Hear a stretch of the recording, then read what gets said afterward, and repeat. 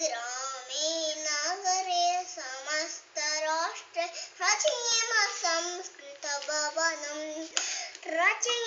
संस्कृतभवनम् इष्टिकां विना मृत्तिकां विना केवल संभाषण विदया संस्कृत संभाषण कलया शिशुबालानां स्मृतमृदुवचने युवयुवतीनां मञ्जुभाषणे शिशुबालानां स्मृतमृदुवचने युवयुवतीनां मञ्जुभाषणे वृद्धगुरूणां वत्सलहृदये रचयेम संस्कृतभवनम्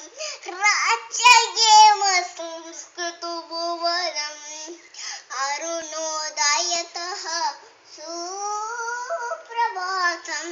शुभरात्रिं निशि संवदेम अरुणोदयतः सुप्रभातं शुभरात्रिं निशि संवदेम दिवानिशिं संस्कृतवचनेन